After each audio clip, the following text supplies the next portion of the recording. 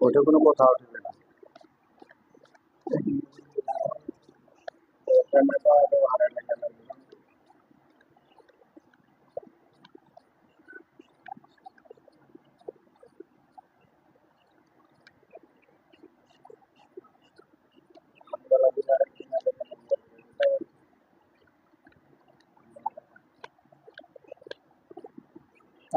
তো আমি যা টাকা দিবা চাইছি ওইটা আপনার হাতে বুঝি পাইছেন? 30,000 বুঝে পেয়েছি। হ্যাঁ, এখন মেন বিষয় হলো আপনি আমার কাছে 1730 টাকা না 35 টাকা পান না? বেতনে কোনো টাকা এবার দেওয়া যাবে না। তাই তো টাকা আমি কিনবো চলি ভাই, কয়টা টাকা আছে? আচ্ছা, আপনি 2000 নেন, পরেরটা পরে দেখা যাবে, হয়তো বা একদিন না 2 দিনের টাকা পাবেন। 500 টাকা নাই নাই টাকা নাই। এক বছর কিন্তু রাজু তুই কয় টাকা পাবো? পরে ভিতরে পেয়ে হ্যাঁ, 1500। 500 দিয়ে আমি চুরি এই কয়টা টাকা আছে? খোদার কসম তোকে আমি মিথ্যা কথা কই না। জীবন দিয়ে আমি লাগলাম জীবনী আমার এই কয় টাকা তোর বেড়ার সাথে নিয়ে তুই চলিয়ে পারিব। এই যে এই 1500 টাকা দত্ত আর সম্রাট মানে তুই 2 দিনের টাকা পাবো না। কে কয় টাকা বাঁচানো হইলো এবার দিয়ে পারিব না, ঈদের পরে দিব। আর রিন্টু ভাই, আপনার যেই টাকাটা আমি দিবার চাইছি, ঈদের না 7 দিন পর 8 দিন পর যখন খেলা যায়, খেলার আইসের সাথে আমি মাঠ করিয়ে না আপনার ক্লিয়ার করে দেবো। এই নিয়ে তো আপনারা মন খারাপ করে কোনো নাই।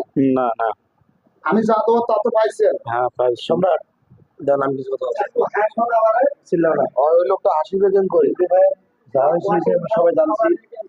আর এটা খেলায় এসি প্রথমে বেতন নেওয়ার আগে 1300 দিতে এই যে 1500 দে, আর তুই মনে হয় 2 দিনের টাকা পাচ্ছিস নাকি, ওইটা পরে দেখা যাবে। করে দে। নাহলে আমাদের তো গাড়ি ভাড়া নাই। তোরও গাড়ি ভাড়া নাই? ভালো। আচ্ছা, ওকে 500 দিলাম। আর আমার হচ্ছে 1 2 3 আবার হাওলাদি 1500 টাকা দিয়া দিলাম। এটা নিয়ে করে ভাইয়া চাই না, এটা যে আমার ভাই আমার ঈদে করে দিন চলিবে না? কাল কিন্তু এই পুরো সামনে রেখলাম 500 টাকা গাড়ি ভাড়া কিসে 500? 235 টাকা লাগবে। 235 টাকা। এইটুকু আছে ভাই বলেন 235 টাকা না, এই করে টাকা আমার সঙ্গে আমার কাছে রুম ভাড়া দিবার হবে। আমার রুম ভাড়া দিবার হবে। আমরা পুরো করে আইন করে যাবেন এখানে টাকা না আমার ভাই আমার খালা টাকা আপনাদের এক, দুই, তিন, চার, পাঁচ, ছয়, সাত। ভাই এটার কই না যে এই করে টাকা আছে, 3-4 হাজার টাকা আছে, ওই কথা কই আর লাভ নাই। তো যদি সমস্যা হবে আমার ফোন দেখ, আমি দেখি। এখন কথা হলো ওই রিন্টু ভাই যা টাকা দেওয়ার কথা, রিন্টু ভাই পাইছে? হ্যাঁ পাইছে 30,000ই পাইছে। তুই 2 দিনের বেতন পাবো, এর মধ্যে 1 দিনের টাকা পাবো, এই তো। আর একদিনে পাবো।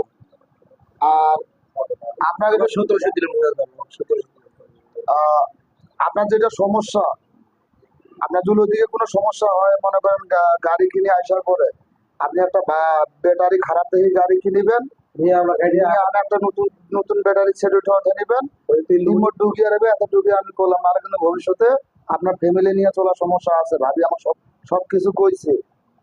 এখন আমার কথা হলো যেভাবে হয় আপনি ভালোভাবে ব্যবস্থা করিয়ে এই কদিনের মধ্যে গাড়ি কিনা বুঝছে কিনি ওকে কর।